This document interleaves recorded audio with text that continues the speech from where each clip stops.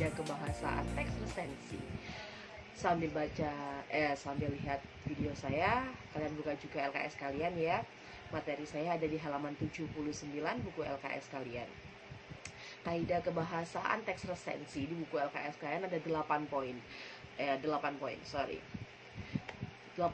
Poin yang pertama akan saya bahas adalah istilah. Apa sih istilah itu? Di buku LKS kalian dijelaskan bahwa istilah adalah kata atau gabungan kata, berarti bisa satu kata atau dua kata. Kata atau gabungan kata yang dengan cermat mengungkapkan makna, konsep, proses, keadaan atau sifat yang khas dalam bidang tertentu. Jadi yang dikatakan istilah itu sesuai atau pasti merujuk pada bidang tertentu. Istilah khusus adalah istilah yang digunakan untuk bidang tertentu dan pemakaiannya hanya dipahami oleh orang yang berkecimpung dalam bidang tersebut. Misalnya, dalam bidang kesehatan, kalian sering dengar istilah anestesi. Nah, apa sih yang kalian tahu? Anestesi itu apa sih artinya? Nah, istilah anestesi yang merujuk pada bidang kesehatan yang namanya istilah. Terus misalnya dalam bidang dalam bidang pendidikan, kalian sering dengar istilah akademik. Nah, akademik itu istilah yang digunakan dalam bidang tertentu. Jadi istilah akademik itu merujuk pada bidang pendidikan. Selanjutnya ada poin yang kedua adalah nomina. Apa itu nomina? Ada yang sudah pernah tahu? Ya, nomina itu kata benda.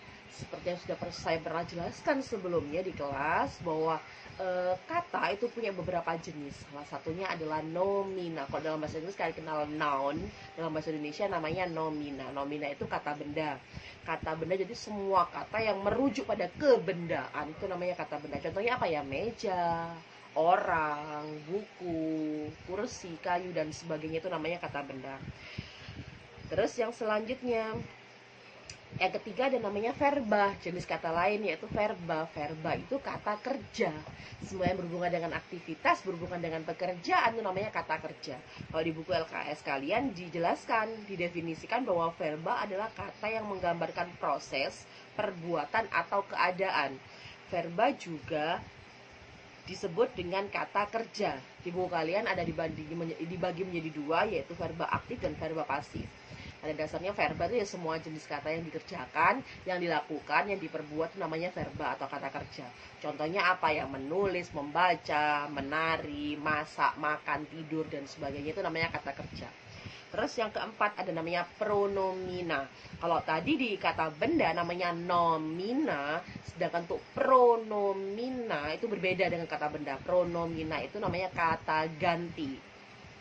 Nah, ada berapa sih jenis kata ganti? Kata ganti itu ada kata ganti orang, ada kata ganti pemilik, dan ada kata ganti penghubung serta kata ganti tak tentu. Di buku kalian ada 4 macam. Yang saya bahas pertama adalah kata ganti orang. Kata ganti orang itu ada banyak. Saudara, bapak, ibu, nyonya, tuan, iya, dia. Kalau dulu kalian masih ingat, saya pernah menjelaskan bahwa kata ganti orang itu sebenarnya dibagi menjadi 3 jenis. Ada kata ganti orang pertama, ada kata ganti orang kedua, dan ada kata ganti orang ketiga. Kata ganti orang itu sendiri masih dibagi menjadi kata ganti orang tunggal dan kata ganti orang jamak.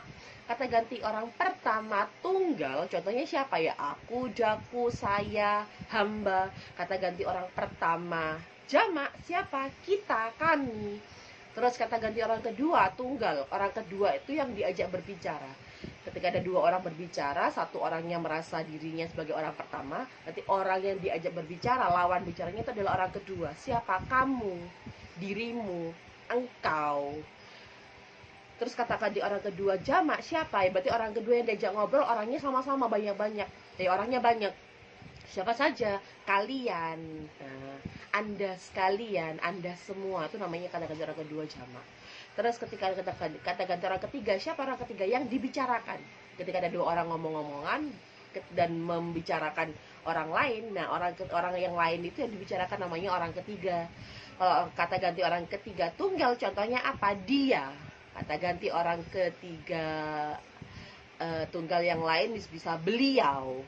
Kata ganti orang ketiga jamak contohnya apa? Mereka. Nah, mesti ingat kan itu Lanjut, yang kedua adalah kata ganti pemilik. Di dalam buku kalian kata ganti orang pemilik kata ganti pemilik orang pertama ya ku, bukuku, bajuku, milikku. Kata ganti orang pemilik kedua apa? Mu, bukumu, bajumu, sepatumu dan sebagainya. Lalu kata ganti orang ketiganya. Nah, kata ganti orang ketiganya, bukunya, bajunya, miliknya dan sebagainya. Lanjut. Yang ketiga kata ganti penghubung. Kata ganti penghubung di buku kalian contohnya apa? Yang berbaju merah, yang memakai kacamata. Itu namanya kata ganti penghubung. Yang keempat kata ganti tak tentu. Siapa, barang siapa, sesuatu masing-masing. Jadi sesuatu yang menempel pada meja. Nah, kata ganti kata sesuatu itu merupakan kata ganti. Kata ganti apa? Kata ganti tak tentu karena belum bisa dijelaskan definisinya.